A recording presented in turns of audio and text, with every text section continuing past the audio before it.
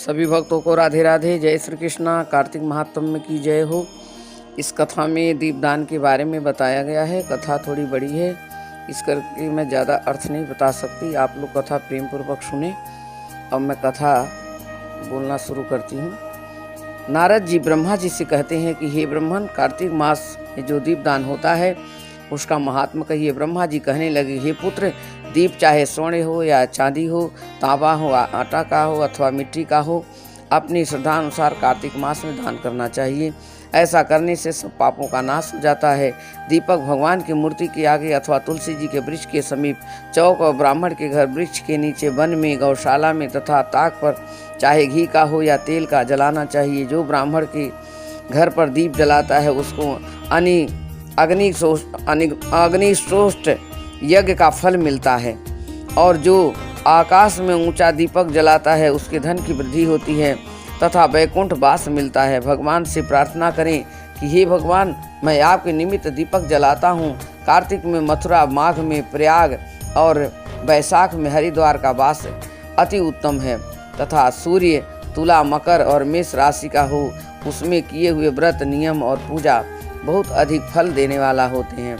इस मासों में अच्छे कर्म करने से पापों का नाश हो जाता है। जैसे सूर्योदय से अहंकार, ब्रज से पर्वत और गरुड़ के भय से सर्प, पवन के मेघ,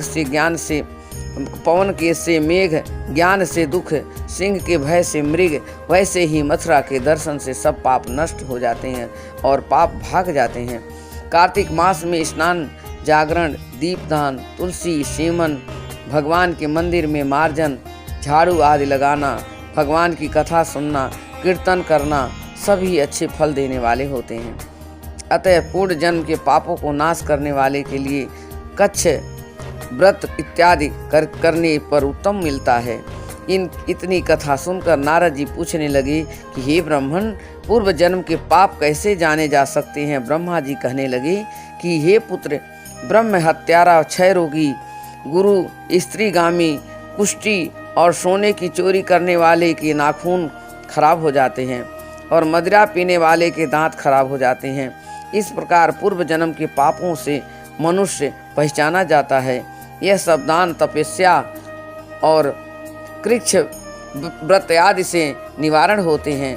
अब कृच्छ व्रत्यादि कहते हैं एक समय भोजन करके और पाद कृच्छ 3 दिन सायंकाल और 3 दिन प्रातः काल भोजन करने से अति कृच्छ तथा सायंकाल में 22 ग्राम और प्रातः काल में 26 ग्राम अथवा 24 ग्राम ग्रास खाने से ही अति कृच्छ व्रत कहा गया है। 3 दिन प्रतिरोज खावें और 3 दिन उपवास करें, यह भी अति कृच्छ होता है। सायंकाल में 1 ग्रास और प्रातः काल में 1 ग्रास और 2 दिन में बिना मांगा हुआ तथा 2 दिन तक उपवास, यह कृतचार्य व्रत कहलाता है। 21 दिन तथा केवल दुग्ध या पानी पीते रहें, यह कृताक्षित कृच्छ व्रत कहलाता है। 12 दिन तथा उपवास करना पुराक व्रत कहलाता है। 4 दिन तक कुछ नहीं खाना, फिर सत्तू खाना या छाछ पीना, इसके पश्चात कपड़ा तथा दक्षिणा ब्राह्मण को देना सौम्य कृच्छ कहलाता है।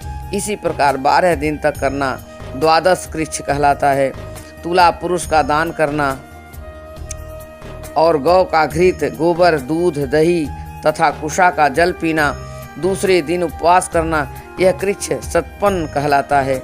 3 दिन तक गौमूत्र, 3 दिन तक गोबर, फिर 3 दिन दही, फिर 3 दिन तक दूध, फिर 3 दिन तक घी खाएं, तो यह संतपन है जो सब पापों का नाश करने वाला होता है। इसी प्रकार गूलर, कमल, बेल, इनके पत्ते या कुशा का जल प्रतिदिन पीने से ऊन कृच्छ व्रत होता है। और 3 दिन तक उपवास करने के पहले लिखी हुई वस्तुओं को पीवें तो पूर्ण कृच्छ व्रत होता है। यदि पाप हुआ और तप करें, दूध, घी, जल 1-1 प्रतिदिन पीवें और 1 दिन उपवास करें तो इसे तप्त कृच्छ कहते हैं। जल, दूध, घी यह तपाकर 3 दिन तक पीवें और 1 समय स्नान करें तो यह तप्त कृच्छ होता है। इसका प्रमाण पानी 8 तोला, दूध 12 तोला, घी 4 तोला होना चाहिए तथा कार्तिक शुक्ला द्वादशी कार्तिक शुक्ला चतुर्दशी को भगवान का पूजन करना चाहिए। उपवास करके उस रात्रि को जल में स्थित रहें और यह पेट जलकृच्छ व्रत कहलाता है, जिसके करने से वैकुंठ की प्राप्ति होती है। कार्तिक सुदी सप्तमी को घी खाएं, फिर एकादशी को उपवास पैतामह कृच्छ व्रत कहलाता है। इस प्रकार पैतामह कृच्छ व्रत करके दिन में भगवान कृष्ण का पूजन करें तो यह तीनों लोकों में पवित्र होकर वैकुंठ को प्राप्त हो जाता है। कार्तिक सुदी छठ से 3 दिन केवल दूध पीवें, फिर नवमी के से 3 दिन उपवास करें, यह महेंद्र कृच्छ व्रत कहलाता है। इसके करने से दुर्लभ वैकुंठ का वास होता है। 3 दिन तक अन्न खाएं, फिर 3 दिन तक उपवास करें, यह पंचप्रतक व्रत कहलाता है तथा इसको वैश्वो कृच्छ व्रत कहते हैं। जो मनुष्य एकम से पंचमी तक केवल दही खाए, फिर एकादशी तथा द्वादशी को भगवान का पूजन करें, यह यास्क कृच्छ व्रत होता है। इसके श्वेत दीप का वास मिलता है। जो शुक्ल पक्ष में एकम से प्रतिदिन 1 ग्रास बढ़ाता है और कृष्ण पक्ष में 1 ग्रास कम करता है तथा अमावस्या को कुछ नहीं खाता, वह चंद्रायण व्रत कहलाता है। 1 ग्रास 2 तोले अच्छी तरह से मुंह में आ जाए, इतना होता है तो कृष्ण पक्ष की आदि की और 14 को 5 ग्रास भोजन करे। किसी प्रकार एक पक्ष में 240 ग्राम पूरे करता है, यह भी चंद्रायण व्रत कहलाता है। जो गौ के चारों स्तनों का दूध पीता है और फिर 7 दिनों तक दोनों स्तनों का और फिर 6 दिनों तक एक स्तन का दूध पीता है और फिर 3 दिन तक केवल वायु भक्षण या सोमपान नाम वाला व्रत इसको कहते हैं, इससे सब पापों का नष्ट हो जाता है। गेहूं तथा चावल की कांजी, दही, दूध, घी, पानी और पंचगव्य, यह सब चीज़ें नियम पूर्वक कार्तिक के मास में खाने से सप्ताशक कृच्छ व्रत कहलाता है। इसके करने वाला मनुष्य विष्णु लोक को प्राप्त हो जाता है। बेल, पलाश, गूलर का काढ़ा और गर्म दूध पीकर एकादशी का व्रत करने वाला द्वादशी को पारण करने तो वैकुंठ का वासी होता है। जो आदमी कार्तिक सुदी सप्तमी, अष्टमी, नवमी और दशमी को जल कमल को खावे, फिर एकादशी को उपवास करे तो इस लक्ष्मी व्रत को करने से मनुष्य लक्ष्मी का पात्र हो जाता है। इसको करने वाला गुणवान वैकुंठ में लोक को प्राप्त हो जाता है। प्रातः काल में 4 और सायंकाल में इसको खाने से शिशु चंद्रायण व्रत कहलाता है। कार्तिक सुदी 14 से विधि पूर्वक ब्राह्मण क्रूज व्रत का गौरी का पूजन करना चाहिए।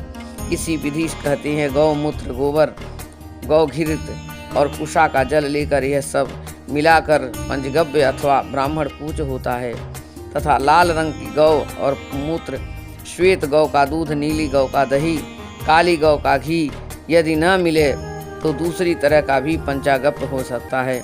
इसका प्रमाण है कि गौमूत्र 8 माह से, गोबर 11 माह से, दूध 12 माह से, दही 10 माह से, घी 8 माह से तथा कुशा का जल 4 माह से और गौमूत्र गायत्री मंत्र पढ़कर लेना चाहिए। गंध द्वारा यह मंत्र पढ़कर, गोबर तथा पृथिव्याः पढ़कर, दूध, दही, कामड़े मंत्र पढ़कर, तेजोमसी मंत्र पढ़कर, घी, देव अस्तेति मंत्र पढ़कर कुशा का जल पीना चाहिए। इसको कुशा के पात्र में रखकर विधिवत हवन करना और वेद का मंत्रों सहित हवन करना, इसे करना चाहिए। इरावती, इंद्र, विष्णु, बीजकर्मी, सर्वती, मन अस्तोक, शावती, इन मंत्रों से आहुति देकर बचा हुआ घी पिएं। घी पलाश के पात्र, स्वर्ण का पात्र या चांदी के पात्र में पीना चाहिए। 1 दिन तथा रात्रि उपवास करें, साथ ही भगवान का स्मरण करें।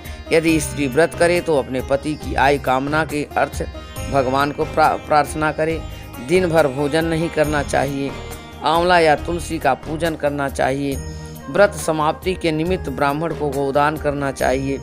इस प्रकार इन कृताक्षिति व्रत की करने से और करने वाले को भगवान को अति प्रिय होते हैं और परम पद को प्राप्त होते हैं।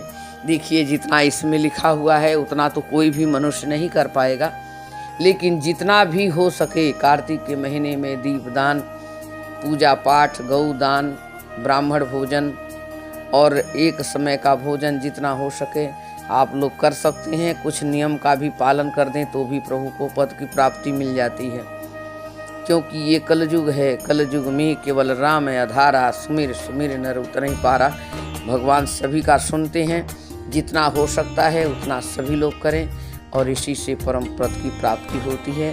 बोलो कार्तिक महात्म्य की जय। सभी भक्तों को राधे राधे। ये चौथे दिन की कार्तिक कृष्ण पक्ष की चौथे दिन की कथा है।